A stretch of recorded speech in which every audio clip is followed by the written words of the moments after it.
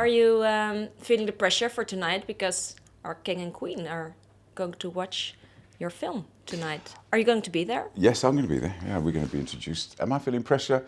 I'm very excited actually, because I think it's beautiful Curacao, and I think it's very dear to the hearts of the Dutch people, Curacao. So we went there with open hearts, and I think we've done a good job. We saw it last night. I know we've done a good job. I saw the film last night, so now the pressure's off. Was that the first time you saw the film? Yes, it was. Yeah, how was it? I did the voiceover, so I saw the ADR, but to see the whole piece with all the other actors, with Lisa and Ernest, was fantastic. And because you've done quite a few films, I think more than 20 now. Yeah.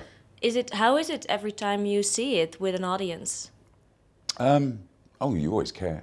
So there's a bit of pressure, yeah. You're not quite sure how it's going to be. But I mean, I trust Ernest not to sort of hang me out to dry or anything like that. But this was a very, very, very special project. So why was it so special for you? I think I read the book, and my father was from the Caribbean and a domino player, and that whole culture, and my uncles were very much like some of the characters in the piece. So therefore, it felt like I was representing, a whole group of men and women that I know and love. So it just gave it a different feel for me. Yeah. Have you ever been there with your father? To Curaçao? Yeah. No. My father's from Jamaica. So his family. I haven't even been to Jamaica with my dad. I've gone on my own. But Fiona and my wife and I, want to go back to Curaçao because I think it's a very, very magical island. So. Yeah, what's magical about it? Because Ernest said that as well, I read. I think for me, things like the national bird, the buzzard that just runs around the ground catching lizards, the cactus that meets the ocean, the desert seems to meet the sea, the difference between the north coast, south coast. And it's not overly beautiful. It's quite tough, but yet it's compelling. The ships, the size of the ocean liner coming down the main street, and that wonderful bridge, the market, the people. Yeah, it was. How long have you been there for shooting? We were there about 3-4 weeks. Yeah. And I read that, of course, the entire cast and most of the crew got flown in. Yeah, absolutely. Yeah. How was it? Was it one big, happy campsite? Yes. I mean, it was the pressure of doing shooting a film is always, you've got to get it done. And I think, we were training a lot of people there as well. They have a film industry there, but also there were new trainees who were working with us. And the wonderful thing about that was that I felt the crew who were experienced were quite a gracious bunch. And the island lends itself to relax, we'll get there, don't panic. So everybody did get included, and they did an amazing job. And we were watching the film last night, and there were certain supporting roles where certain members of the Curaçaoian crew and family were in, and it was still on the highlights for me, seeing certain people with false moustaches playing these roles. It added a certain joy to it all. Yeah. And was it, because I can imagine that there's quite a pressure because you're playing them, you're playing the people who lived there and who lived there in the 70s, which was quite a different time, I think. How did they firstly respond to it? Oh, they were very positive. I think, again, I did my homework. I did a lot of work, and that's sort of quite a lot of people looked at the language and the history.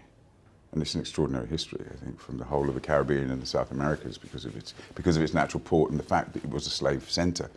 So it adds a certain history. But again, I think like with anywhere you travel, I've worked in China, India, all over the world. If you go, people look at your spirit. So if you go with the right spirit, of course, I say to my children, travel with a smile. And the language may come, but the smile will take you a long way. So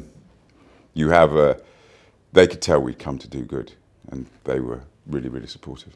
Did you notice anything of the class differences? What's the book about, of course, and the film as well, which was mostly in the 70s, but is that still going on when you were there? Did you notice that?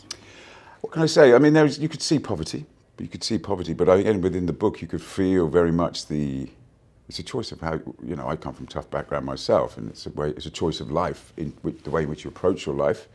I thought, what did I feel? My instinct was that there could be more done on sort of infrastructure, things like that. Obviously, the oil refinery is a major industry, But then you look at the land and the cactus, so it's a difficult place to have an arable trade. So for me, things like this film, I really pray and hope, because we went snorkeling, we went out into the ocean, and it was beautiful. I hope people start to go to Curacao, to have holiday, to meet, not just stay on the hotel. We went to the resorts, that's one thing, but really get into the island, because it's extraordinary, it really, really is. And if they haven't read Double Play, they really should. Yeah, what did you like most about the book? I like the fact there's no hero and there's no villain, really. It's just, except for the women, of course, because they play the long game. We just play dominoes. I love the way, you see the film, I was really pleased to see all the different characters had their moments. They all had their reasons for being what they are. And you alluded to the class differences and the issues of poverty.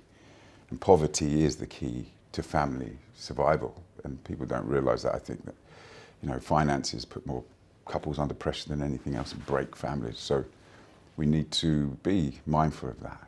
And then within the piece, people do what they have to do to survive, to get Ostrid, to be a doctor, to be the guy. So everybody mustn't be too moral about, unless you've met the person face to face, save your judgment. That's my overriding feeling. So the book is powerful. It's a really, really powerful book.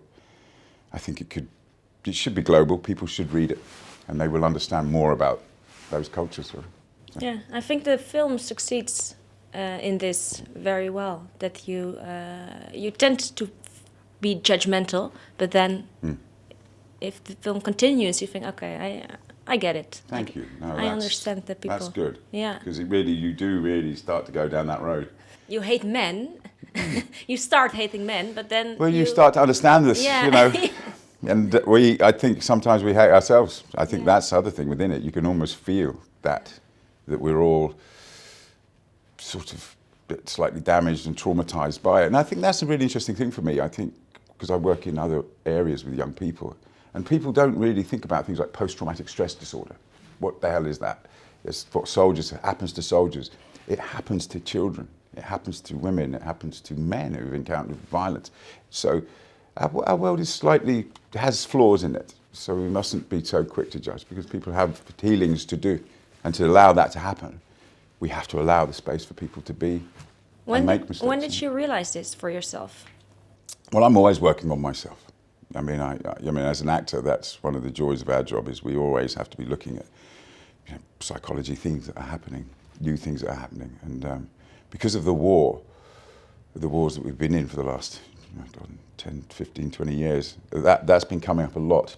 Returning soldiers, so we work in one of my voluntary areas. We work in that world, so I went and read a lot about it and was sort of shocked to see things. So little Ostrich, when he sees his father, when he gets left behind and his dad goes and his mother's crying, and that's trauma, that's difficult. Yeah.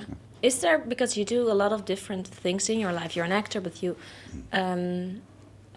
also have your volunteering organizations, and you made music also, you danced. Is there a red thread, I don't know if you say it in English like that, during your work? Yeah, I enjoy myself, actually, yeah. I enjoy it, yeah. I love dance. I think dance is beautiful because it's an expression without words. I think that's probably one of the highest forms, similar with music, it's poetry. So, is the thread? Well, my thread, I hope, is to illuminate and liberate, is to throw light and free people. I mean, whatever I do, I try to do with dignity, even whatever role I play. So for young people watching, regardless if I'm a good guy who does bad things or a bad guy who does good things, because I don't like the good and bad thing. It's too simple. We're Greek. I like Greek mythology. So I just try to carry myself, and if I make a mistake, I make a mistake with dignity, which a lot of men do, let's be honest, and women. But God, guys, let's step back. I just did the march in London, and it was a joy. You did it? Yeah, wow, of course I super. did. Yeah, we did it in Holland. I won't be going back to America, sorry. But no, I'm joking. But yeah, of course. But it was a joy to be there with something that was just witty and light, but also incredibly focused. And it's going to change things. And we're right with you. What do you want to be changed, mostly? I can see, right? But guess what, guys? now I have perspective and balance. You know, that's women, that we have to take our hand off the eye. And Yeah, and you have daughters. Maybe that two helps as well. amazing Yeah. daughters, three amazing sisters, one amazing wife, an incredible mother. We all know. What are we arguing about? I don't understand. What are your goals now for the future? What Goals for the project? future? Yeah. Well, I'm going to next job. Well, one of the jobs I'm about to start on, a thing called Mortal Engines, Peter Jackson down in New Zealand, which is a big steampunk project, which is exciting. I'm also president of a cage cricket, which is a new sport which we're bringing to the world, which the Dutch cricket board has already used and won awards with. But that's to be looked at. I promised to make some music for Gregory, and I will. Gregory Elias asked me a long time ago. So I will do that. But just keep going. Just stay healthy. Was there a moment in your life when you were a kid that you knew which direction you wanted to go, or did it develop as while working? It sort of picked me, really, yeah. I didn't know. But I'm a natural. I think somebody said, I'm a communicator. So that's key. And I think whether you be a musician, artist, whatever, you know, I think right now there needs to be a focus on the narrative and learn to empathise and communicate with people from every walk of life and understand those journeys and understand the person who didn't maybe vote the same way you did, understand the fear of where they got to get to there, and then we can lift them out. And I'll leave it with this, but driving into Rotterdam from Amsterdam, and the driver was amazing because he had a knowledge of, because I'm always impressed by the way the Dutch manage water. That's it. So you're a country that manages water, the strongest element on the planet. That's one of the most important things that's coming in the future in the world. So, but then he told me about the piling, the roads, how you build your roads, and how that. I would say to all the young people who don't know that, who are in Holland, regardless of what background you're from, respect that and understand that piling, that work, and you may find the world around you may relax a bit, because if you do not respect, if you disrespect those elders, those generations who did this, then you must understand how this other thing happens, because this is how it works. You can play on it, but know that history, and respect it. And I guarantee things will just mellow. People will just go. That's all they're asking for. That's all it is.